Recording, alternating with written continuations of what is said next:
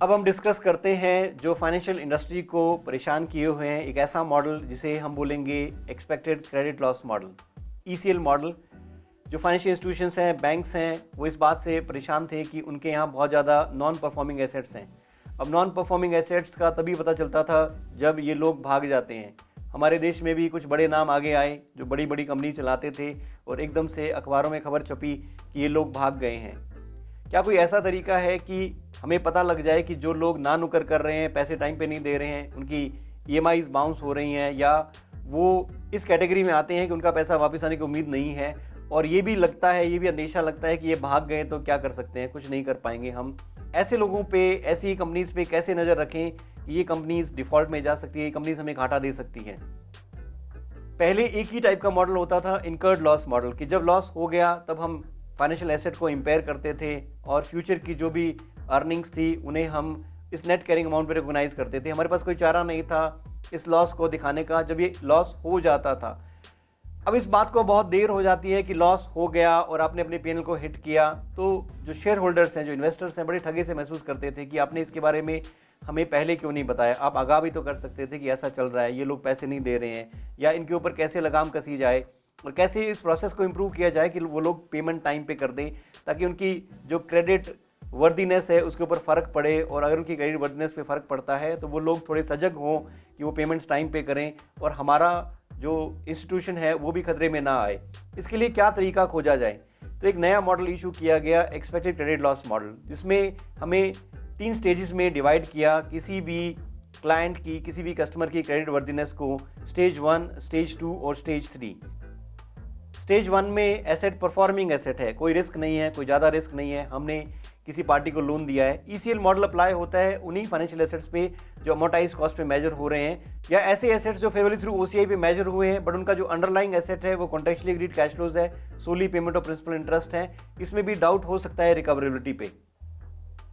जो favourably through OCI पे debt instruments हम मेजर करते हैं उसमें सिर्फ एक बात अलग ये है कि उनके लिए हमें कोई अलाउंस क्रिएट करने की ज़रूरत नहीं है, क्योंकि उन्हें हम हर साल रीमेजर करते हैं फेवरली थ्रू ओसीआई पे, और उसका जो अनलाइज गेन और लॉस है वो हम ओसीआई में दिखा रहे हैं। तो दुनिया को, इन्वेस्टर्स को, यूजर्स को, स्टेक होल्डर्स को ये पता लगता है कि इस एसेट की फेयर वैल्यू की कीमत क्या है, और उसका डिफरेंस हम हर साल रीमेजर करने की वजह से ओसीआई में दिखाते हैं। पर अगर हम इसे क्लोजली वॉच करें और हमें पता लगता है कि जो डिफरेंस आया हर साल उसमें क्रेडिट वर्दीनेस में डिटेरियोरेशन की वजह से भी ये फ़र्क आया है, और हम रिलेट कर सकते हैं अगर ऐसे favourably through OCI debt instrument का कि ये जो डिफरेंस आया रीमेजर करने में, जैसे $1000 का डिफरेंस आया, उसमें से हमें पता लगता है कि $700 तो मार्केट रिस्क की वजह से है, $300 उस कस्टमर की क्रेडिट वर्दीनेस में डिटेरियोरेशन की वजह से है कि पैसा वापस आने की उम्मीद नहीं है, तो $300 हम पीएनएल में रिकॉग्नाइज करेंगे। एक बात ध्यान में रखें कि इम्पेयरमेंट लॉस किसी भी तरीके का है वो प्रॉफिट और लॉस अकाउंट में ही रिकॉग्नाइज होगा, वो ओसीआई में रिकॉग्नाइज नहीं होता है, चाहे वो फेवरली थ्रू ओसीआई का आइटम ही क्यों ना हो। जो डेट इंस्ट्रूमेंट है जिसे हम रीमेजर कर रहे हैं फेवरली थ्रू ओसीआई पे, उससे रिलेटेड इम्पेयरमेंट लॉस भी प्रॉफिट और लॉस अकाउंट में ही रिकॉग्नाइज होगा। पर फ़र्क सिर्फ ये पड़ जाता है कि हम उसके लिए कोई अलाउंस क्रिएट नहीं करते हैं, क्योंकि हम उसे हर साल रीमेजर कर रहे हैं। इसका मतलब क्या हुआ कि जो डेट इंस्ट्रूमेंट्स अमोर्टाइज कॉस्ट पे है उनके लिए हमें एक अलाउंस क्रिएट करना पड़ता है इस उम्मीद पे कि कितना नुकसान वो हमें दे सकते हैं। इसमें एक सिंप्लीफाइड अप्रोच भी हमें दी गई है कि जो ट्रेड रिसीवेबल्स हैं, कॉन्ट्रैक्ट एसेट्स हैं, ऐसे केसेस में जो 1 साल के अंदर ही सेटल होने वाले हैं या इनका उम्मीद है कि हमें ये पैसा मिल जाएगा, उनके लिए हम सिंप्लीफाइड अप्रोच यूज़ करते हैं। यहाँ पे हमें 2 मॉडल दिए गए हैं, 12 मंथ एक्सपेक्टेड क्रेडिट लॉस और life time expected credit loss. जो सिंप्लीफाइड अप्रोच है ट्रेड रिसीवेबल्स और कॉन्ट्रैक्ट एसेट्स के लिए वो ये है कि उनके लिए हम 12 मंथ एक्सपेक्टेड क्रेडिट लॉस नहीं देखेंगे, उनके लिए हम directly lifetime expected credit loss ही देखेंगे कि उन रिसीवेबल्स के मटेरियलाइज होने तक, वापस आने तक कितना नुकसान हमें हो सकता है, क्या एक्सपेक्टेड डिफ़ॉल्ट रेट्स हैं, क्या अंदेशा है कि इतने पैसे में से इतना अमाउंट वापस नहीं आएगा। तो हम directly lifetime expected credit loss ही अप्लाई करते हैं, सिंप्लीफाइड अप्रोच यूज़ करते हैं ट्रेड रिसीवेबल्स कॉन्ट्रैक्ट एसेट्स के लिए। बाकी के जो एसेट्स है जो लॉन्ग टर्म के लिए दिए गए हैं, जो अमोर्टाइज कॉस्ट पे मेजर्ड है, जिनका जो अंडरलाइंग एसेट है वो है contractually agreed cash flows, solely payment of principal interest, उनके लिए हमें ये देखना होता है कि रिस्क कितना है। रिस्क अगर बहुत कम है तो वो पहली कैटेगरी में आते हैं परफॉर्मिंग एसेट। अगर किसी वजह से वो पेमेंट नहीं करते हैं, अगर पेमेंट 30 डेज पास ड्यू भी हो जाता है तो उस केस में ये स्टेज 2 में एंटर कर जाते हैं। अगर हम इसे सब्सटेंशिएट नहीं कर पाए कि ये रिस्की सिचुएशन है या कुछ एविडेंस नहीं दे पाए कि ये स्टेज 1 में नहीं है, तो रिवर्टेबल प्रिजम्पशन नहीं लगेगा। और 30 डेज पास्ट ड्यू का प्रिंसिपल हम यूज़ कर सकते हैं कि अगर इससे डिले कोई पेमेंट कर रहा है, 30 दिन हो चुके हैं ड्यू डेट के बाद भी और पेमेंट अभी तक नहीं आई है, तो हम ये कह सकते हैं कि ये अंडर परफॉर्मिंग एसेट है। अब ये परफॉर्मिंग से अंडर परफॉर्मिंग की कैटेगरी में शिफ्ट हो गया है, स्टेज 2 में शिफ्ट हो गया है। ये प्रोसेस इंप्रूवमेंट के लिए बहुत बड़ा बदलाव है, क्योंकि इसमें जो फाइनेंशियल इंस्टीट्यूशंस हैं, बैंक्स हैं, वो भी दबाव में आ जाते हैं कि अगर कोई भी कस्टमर 30 दिन के बाद पेमेंट कर रहा है और उसकी पेमेंट ड्यू हो गई है और 30 दिन हो चुके हैं ड्यू डेट से, ये एक बहुत बड़े दबाव में आ जाते हैं कि कोशिश करते हैं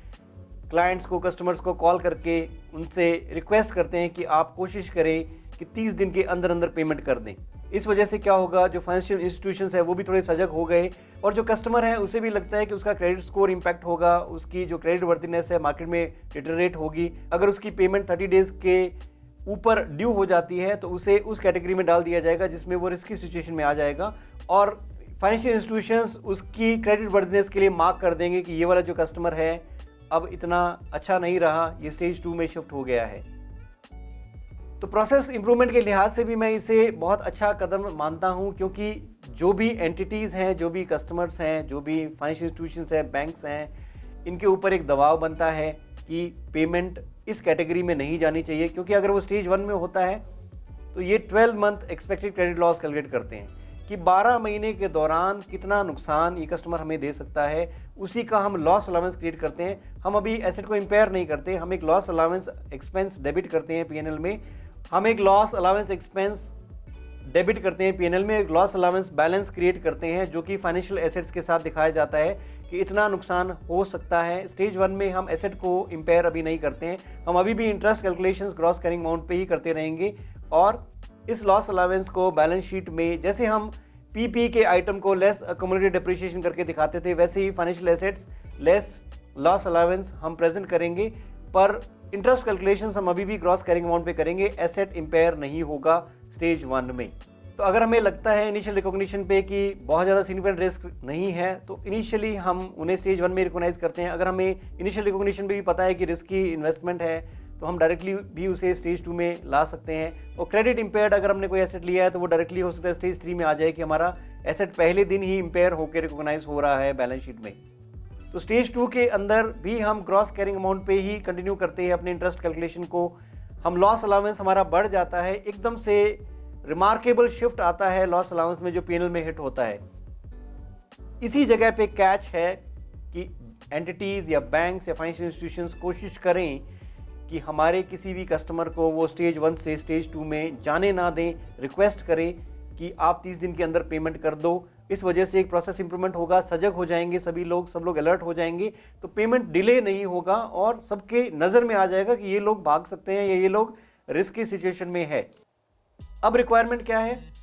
रिक्वायरमेंट ये है कि life time expected credit loss देखना होगा कि ये कस्टमर अगर 5 साल का लोन लेके बैठा है, 5 साल के दौरान ये कितना डिफ़ॉल्ट हमें दे सकता है, कितनी पेमेंट इसमें से हमें नहीं आएगी, उसकी कैलकुलेशन हम आज ही करते हैं, उसका एक्सपेंस हम रिकॉग्नाइज करते हैं और उसका लॉस अलाउंस हम बैलेंस शीट में प्रेजेंट करते हैं। पर हम अभी भी interest calculation gross carrying amount पे करेंगे क्योंकि एसेट इम्पेयर नहीं हुआ है, पर हमने पीएनएल को आगाह कर दिया है कि ये नुकसान समझ लो हो गया। एक एग्जांपल के थ्रू समझने की कोशिश करेंगे स्टेजेस में कैसे मूव करता है। पहले मैं एक्सप्लेनेशन दे रहा हूँ कि ये स्टेजेस होती क्या हैं। अभी किसी के दिमाग में आ रहा हो कि एग्जाम्पल के थ्रू समझा दो, तो एग्जाम्पल भी देखेंगे कि स्टेज 2 में किस तरीके का प्रेजेंटेशन होता है, किन बातों का ध्यान रखना है और स्टेज 3 में क्या करेंगे। जैसे ही एसेट ये स्टेज 3 में चला गया, मतलब ये नॉन परफॉर्मिंग एसेट हो गया, एनपीए, ये शब्द आपने बहुत सुना होगा, संसद में भी बहुत लड़ाई होती है इस शब्द के ऊपर कि इतनी कंपनीज का एनपीए माफ़ कर दिया गया। और हमारी फाइनेंस मिनिस्टर ने कहा था कि माफ़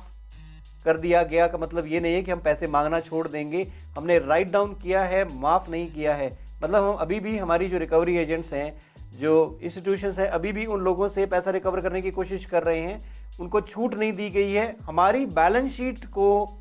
ये बताया गया है कि समझ लो कि ये पैसा नहीं आने वाला है, ताकि जो इन्वेस्टर है, स्टेक होल्डर्स है, यूजर्स ऑफ फाइनेंशियल स्टेटमेंट्स हैं, लेंडर्स हैं, उनको आगाह कर दिया गया है कि इस कंपनी को और लोन ना दें, क्योंकि